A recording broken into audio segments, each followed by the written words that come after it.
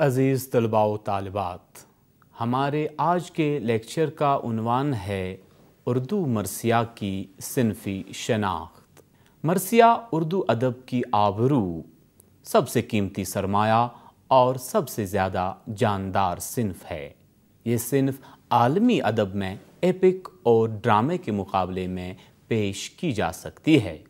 वैसे मरसिया न एपिक है न ड्रामा, लेकिन इसमें एपिक की वुसअत भी है और ड्रामे की गहराई भी।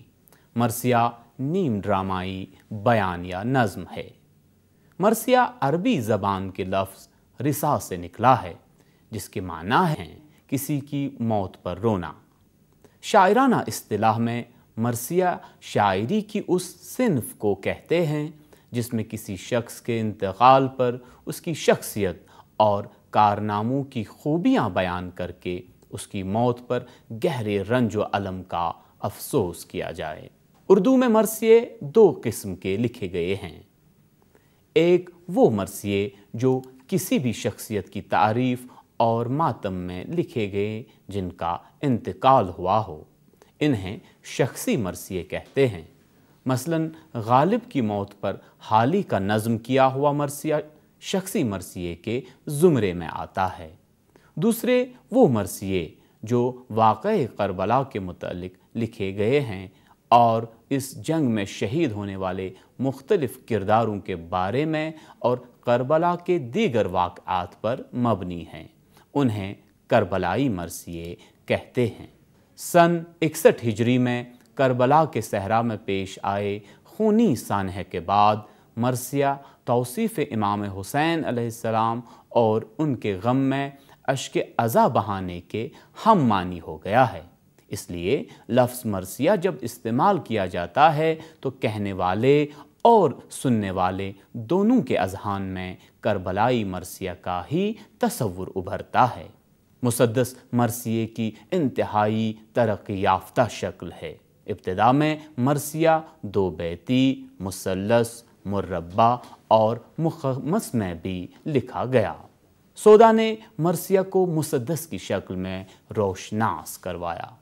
सौदा से काबिल भी मुसद्दस के फॉर्म में मरसिए लिखे गए। मीर तकी मीर, सिकंदर, पंजाबी, अहमद और हैदर दक्कनी ने कुछ मरसिए मुसद्दस में ही लिखे थे। सौदा के बाद भी मरसिए के लिए दीगर हैयतें इस्तेमाल की गईं। मसलन गालिब ने आरिफ के मरसिए में गज़ल का फॉर्म इख्तियार किया। हाली ने गालिब का मरसिया लिखा तो तरकीब बंद में, और इकबाल ने वालिदा का मरसिया मसनवी की शक्ल में लिखा। मोहम्मद अली जौहर, सीमाब अकबर आबादी और हफीज़ जालंधरी ने मरसिए के लिए गज़ल, क़तआत और मुखम्मस की हैयतें इख्तियार की। इन मिसालों से ये बात साबित होती है कि मरसिए के लिए कोई हैयत मखसूस नहीं है, लेकिन अनीस और दबीर के मरसियों की मकबूलियत की वजह से मुसद्दस के फॉर्म को मरसिया से मखसूस समझा जाने लगा है। मरसिए के कुछ अज्जाए तरकीबी होते हैं। मरसिया चूँकि वाक़आत करबला पर मबनी होता है, इसलिए इसमें वाक़आत करबला की तफसील बयान की जाती है। मसलन जान निसारान हुसैन और खानवादे हुसैन की सीरत व शख्सियत, किरदार, जज्बात, एहसासात, आज़ा से रुखसती, मैदान कारज़ार में फ़िदायान हुसैन की आमद, आलात हर्ब, जंग का मंज़र, घोड़ों की तेज़ी, तलवारों नेज़ों की चमक दमक, फ़ुरात के किनारों पर यजीदियों के पहरे, प्यासों की शहादत और फिर उनकी ज़ख्म खुर्दा लाशों पर बैनो बुका वग़ैरह। इन वाक़आत व बयानात में एक मंतकी रब्त व तसलसल कायम रखने की खातिर मरसिया के लिए 8 अज्जाए तरकीबी वज़अ किए गए हैं। चेहरा, सरापा, रुखसत, आमद, रज्ज़, रज़्म, शहादत और बैन। मरसिए में अज्जाए तरकीबी का ये तयन उस्ताद दबीर मीर ज़मीर ने किया। لیکن اس کی پابندی پوری طرح نہیں ہو سکی۔ خود ضمیر اور بعد میں انیس و دبیر کے یہاں بھی اس کی مکمل پابندی نہیں ہو سکی۔ مثلا مرزا سلامت علی دبیر کا ایک مشہور مرثیہ کس شعر کی آمد ہے کہ رن کانپ رہا ہے، یہ مرثیہ آمد سے شروع ہوتا ہے۔ مرثیہ کا پہلا جز چہرہ ہے۔ مرثیے میں چہرہ قصیدہ کی تشبیب کی طرح ہوتا ہے، جس میں شاعر حمد، نعت، منقبت حضرت علی و امام حسین کے علاوہ مکہ سے سفر کے پرخطر حالات، گرمی کا موسم، صبح کا موسم بیان کرتا ہے، یا پھر اپنی شاعرانہ عظمت، قادر الکلامی، ثنا خوان حسین ہونے پر فخر کا اظہار کرتا ہے۔ کبھی پیاس کی کیفیت کا بیان کرتا ہے۔ عموماً موسم کے بیان میں گرمی کی شدت، صبح کا منظر، چڑیوں کی چڑچڑاہٹ، شبنم کا پھولوں پر گوہر آبدار بن کر چمکنا وغیرہ قسم قسم کے مناظر، تشبیہ و استعارے اور ثنایا بدایا کی زرتابی کے ساتھ قلم بند کرتے ہیں۔ انیس کے ایک مشہور مرثیے میں صبح کا منظر اس طرح بیان کیا گیا ہے: وہ دشت وہ نسیم کے جھونکے وہ سبززار، پھولوں پہ جا بجا وہ گوہرہائے آبدار، اٹھنا وہ جھوم جھوم کے شاخوں کا بار بار، بالائے نخل ایک جو بلبل تو گل ہزار، خواہاں تھے زیب گلشن زہرا جو آب کے، شبنم نے بھر دیے تھے کٹورے گلاب کے۔ مرثیہ کا دوسرا جز سراپا کہلاتا ہے۔ سراپا عموماً ایک طرح سے انصار حسینی کا تعارف ہوتا ہے۔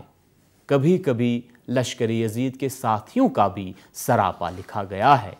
سراپا لکھنے میں شاعر اپنا زور قلم صرف کر دیتا ہے، جس سے شاعر کی اپنی محبت و عقیدت کا بھرپور اظہار ہوتا ہے، تو دوسری طرف باطل یعنی یزیدیوں سے تنفر کا احساس ہوتا ہے۔ سراپا بیان کرتے وقت تشبیہات و استعارات سے مدد لی جاتی ہے، ثنایا بدایا کے خزانے لٹا دیے جاتے ہیں۔ دبیر نے ایک مرثیہ میں بالکلیہ ہی علیحدہ انداز میں تصویر کشی کی ہے۔ ان کا کہنا ہے کہ وہ تشبیہ کہاں سے لاؤں جو حسن حسینی کی تابش کو سہار سکے۔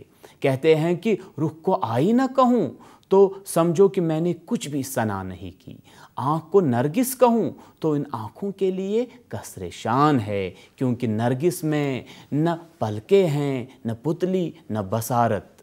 شاعر نے کہا ہے: آئی نہ کہا رخ کو تو کچھ بھی نہ ثنا کی، صنعت وہ سکندر کی، یہ صنعت ہے خدا کی، گر آنکھ کو نرگس کہوں ہے عین حقارت، نرگس میں نہ پلکیں ہیں، نہ پتلی، نہ بصارت۔ مرثیہ کا تیسرا جز رخصت کہلاتا ہے۔ میدان جنگ میں جانے کے لیے خیمہ حسین سے یکے بعد دیگرے جانباز سر پر کفن باندھ کر نکلتے ہیں، تو خیمے میں مکین متلقین اور مستورات انہیں بدل بریاں، بچشم گریاں، بلب لرزاں مگر بھرپور قوت ایمانی کے ساتھ رخصت کرتے ہیں۔ اہل خیمہ کو یقین ہے کہ یہ اب زندہ واپس نہیں آئیں گے۔ اس موقع پر وداع کرنے والے عزیزوں اور پیاروں کے جذبات، محبت اور قوت ایمانی کے جو مرقع مرثیوں میں کھینچے گئے ہیں وہ پڑھنے کے لائق ہیں۔ مثلاً حضرت اون محمد جب اپنی والدہ حضرت زینب سے رخصت کے لیے خیمے میں آتے ہیں تو ان اشعار میں اس کی خوبصورت ترجمانی کی گئی ہے: پوشاک بدل کر جو سجے جنگ کے ہتھیار، گل تھا کہ چلے شاہ کی ہمشیر کے دلدار، مجرے کو جھکے ماں کے جو وہ آئی نہ رخسار، سینے میں تڑپنے لگا زینب کا دل زار، فرمایا ادا سر سے کرو حق شہیدی کا، لو جاؤ مبارک ہو سفر خلد بری کا۔ اس کے بعد مرثیہ میں آمد کا جز ہوتا ہے۔ میدان جنگ میں آمد کا منظر زیادہ طویل نہیں ہوتا، یہ بند رخصت اور رجز سے جڑا ہوتا ہے۔ کبھی کبھی آمد کے موقع پر گھوڑے کی تعریف بھی کی جاتی ہے، مثلاً یہ اشعار: کس شیر کی آمد ہے کہ رن کانپ رہا ہے، رستم کا جگر زیر کفن کانپ رہا ہے، ہر کسرے سلاطین زمن کانپ رہا ہے، سب ایک طرف چرخ کہن کانپ رہا ہے، شمشیر بکف دیکھ کے حیدر کے پسر کو، جبریل لرزتا ہے سمیٹے ہوئے پر کو۔ اس کے بعد مرثیہ میں رجز کا جز ہوتا ہے۔ عربوں میں رواج تھا کہ دو حریف جب میدان جنگ میں آمنے سامنے ہوتے تو جنگ شروع ہونے سے قبل ایک دوسرے کو للکارتے، اپنی اور اپنے آبا و اجداد کی شجاعت، طاقت اور خاندانی عظمت، دینداری، قوت ایمانی وغیرہ کا ذکر کرتے تھے، جس میں جوش، غضب اور ولولہ ہوتا تھا۔ اس اظہار کو جو فصاحت و بلاغت کا مرقع ہوتا ہے اصطلاحاً رجز کہتے ہیں۔ سبھی مرثیہ نگاروں نے اس حصے میں بلاغت و فصاحت کے دریا بہا دیے ہیں۔ انیس کے ایک مرثیے سے رجز کا ایک بند ملاحظہ ہو، یہ رجز حضرت امام حسین کی زبانی ہیں۔ فرماتے ہیں: میں ہوں سردار شباب چمن خلد بریں، میں ہوں انگشتر پیغمبر خاتم کا نگیں، میں ہوں خالق کی قسم دوش محمد کا مکیں، مجھ سے روشن ہے فلک، مجھ سے منور ہے زمین، ابھی نظروں سے نہاں نور جو میرا ہو جائے، محفل عالم امکان میں اندھیرا ہو جائے۔ اس کے بعد مرثیہ میں رزم کا جز آتا ہے۔ یہ مرثیہ کا نہایت ہی اہم حصہ ہوتا ہے، جس میں شاعر میدان جنگ کی تیاری، فوجوں کے ساز و سامان، گھوڑوں کی تعریف، ان کا غیظ و غضب، براق کی سی تیز رفتاری، تلواروں کی چمک، نیزوں کی کڑک، سپاہیوں کی پھرتی، بے جگری سے لڑائی، جاں توڑ مقابلہ وغیرہ، ان تمام حالتوں اور کیفیتوں کو بڑی خوبصورتی سے بیان کیا جاتا ہے، جس سے شاعر کی بلندی خیال اور قوت اظہار کا پتہ چلتا ہے۔ یہ اشعار دیکھیے جن میں میدان جنگ کی تصویر ہو بہو سامنے آ جاتی ہے۔ نیزے ہلے وہ چل گئی چوٹیں کہ الامان، ہر طعن قہر کی تھی قیامت کی ہر تقاں، چنگاریاں اڑی جو سنا سے لڑی سنا، وہ اژدہے گتھے تھے نکالے ہوئے زباں، پھیلے شرر پرندوں کی جانیں ہوا ہوئیں، شمعوں کی تھی لویں کہ ملی اور جدا ہوئیں۔ اس کے بعد مرثیہ میں شہادت کا جز آتا ہے۔ مرثیوں میں یہ حصہ بھی بڑا جاندار ہوتا ہے، کیونکہ اسی بیان پر بین کی شدت کا انحصار ہوتا ہے۔ اس حصے میں فوج حسینی کے شہید کی میدان میں جرت، بہادری اور فن سپاہ گری کے کمالات بیان کرتے ہوئے زخموں سے چور چور نڈھال ہو کر گر جانے اور شہادت پانے کا ذکر آتا ہے۔ یہ مرثیہ کا بڑا دلدوز حصہ ہوتا ہے۔ حضرت علی اکبر کی شہادت پر امام حسین علیہ السلام کا حال زار اور کیفیت میر انیس اس طرح بیان کرتے ہیں: حضرت یہ کہتے تھے کہ چلا خلق سے پسر، اتنی زباں ہلی کہ خدا حافظ اے پسر، ہچکی جو آئی تھام لیا ہاتھ سے جگر، انگڑائی لے کے رکھ دیا شیخ کے قدم پر سر، آباد گر لٹا شہ والا کے سامنے، بیٹے کا دم نکل گیا بابا کے سامنے۔ مرثیہ کا آخری جز بین کہلاتا ہے۔ بین میں مجاہد کی شہادت اور لاش کو خیمے میں لانے، خواتین کے رنج و علم اور بین و بکا کے جذبات کی عکاسی کی جاتی ہے۔ یہی دراصل مرثیے کا مقصد و منشا ہوتا ہے۔ شاعر کا کمال یہ ہے کہ اس حصے کو اتنا پر اثر اور جاندار بنا دے کہ مجلس برپا ہو جائے۔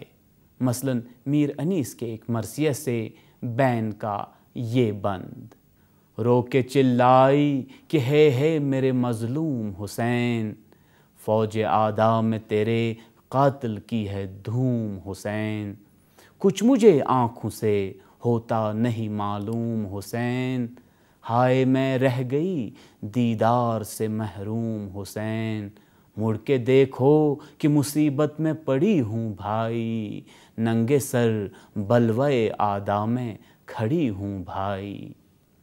کہنے کو مرثیہ شہدائے کربلا اور واقعات کربلا کے حالات بیان کرنے کے لیے لکھا جاتا ہے، لیکن مرثیہ گو کی شان تخلیق اور قوت اظہار سے مرثیہ ایک ادبی شہکار بن جاتا ہے۔ اس ادبی شہکار میں وحدت میں کثرت کے جلوے نظر آتے ہیں۔ اس میں قصیدے کی شان و شکوہ، جلالت و بلاغت ہوتی ہے۔ مثنوی کی سادگی و سلاست اور قصہ پن، منظر نگاری، جذبات نگاری، کردار نگاری، مکالمہ نگاری، محاکات کے جاندار، وسیع و ہمغیر مرقع نظر آتے ہیں۔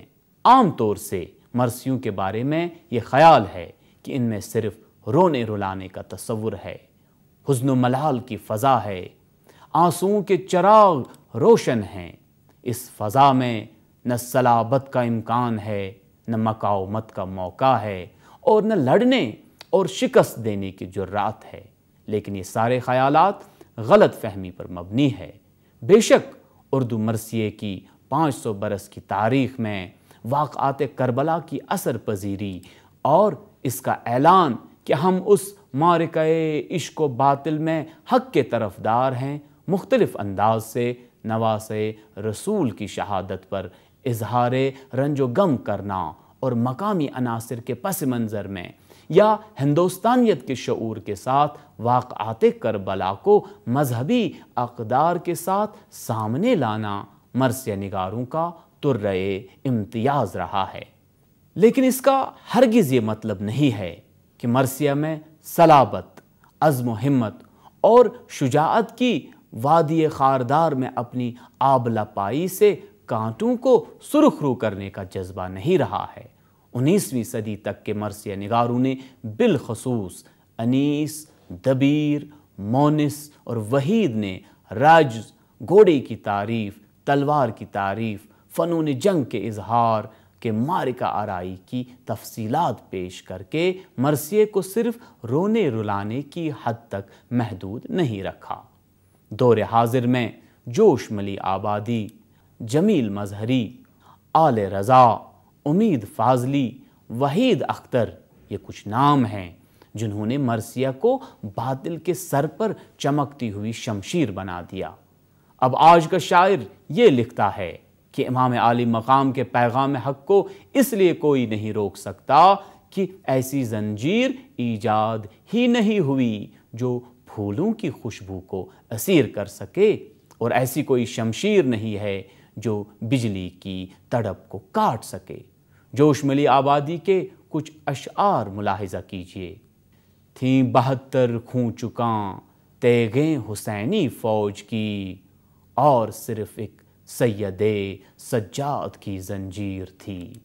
اتنی تیغوں کی رہی دل میں نہ تیرے یاد بھی، حافظے میں صرف ایک زنجیر باقی رہ گئی۔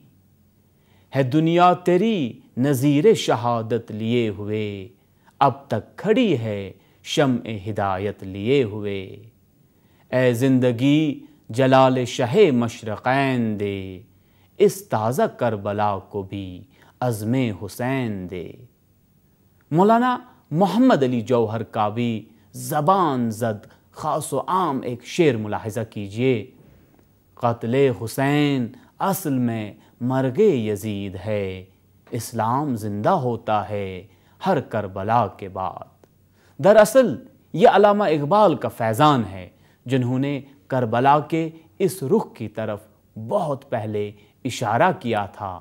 فرماتے ہیں، صدقے خلیل بھی ہے عشق، صبر حسین بھی ہے عشق، معرکہ وجود میں بدر و حنین بھی ہے عشق۔ دور حاضر کے تمام مرثیہ لکھنے والے کربلا کو عزم و عمل اور جبر کے مقابلے میں صبر کا استعارہ سمجھتے ہیں، اور حق و باطل کی آویزش میں اور حق کی طرف بڑھنے کے لیے کربلا سے سبق حاصل کرتے ہیں۔ عزیز طلباء و طالبات، مجھے امید ہے کہ اس لیکچر سے آپ نے مرثیہ کے صنفی شناخت کے بارے میں کافی جانکاری حاصل کی ہوگی۔ آج کے لیے اتنا ہی۔ خدا حافظ۔